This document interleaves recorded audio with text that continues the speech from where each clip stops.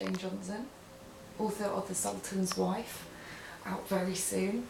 Hi Jane. I just wanted to ask you about the painting behind you on the wall. He's a very, very imposing character, and does it have anything to your work at all? This is a print of Eugene Delacroix's Turk in a Turban, a portrait of a slave in a sultan's palace.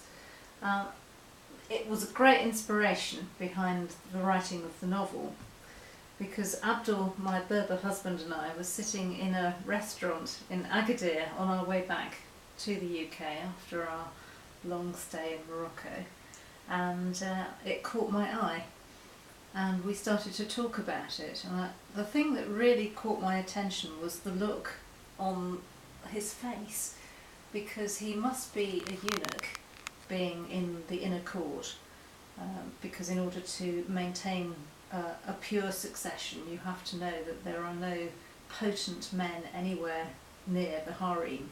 So he would have been a cut man, and despite that he has this extraordinary expression of real pride and dignity, and that intrigued me, and I wondered what sort of person he must be to be able to maintain pride in being a man despite being cut in that way. And that was what really started me talking. And in fact Abdul was saying that slaves in the Moroccan court, they were still there in 1999 when King Hassan II died.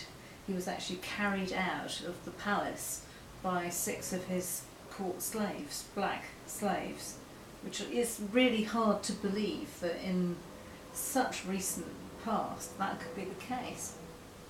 But he also said that his mother, who comes from the very south of Morocco, could remember when they had household slaves and you could still buy them in the early 60s, which is just unbelievable. And apparently you could buy a male slave for a bucket of salt and a female slave for a dish of salt, which is, I still find this quite it is an extraordinary country.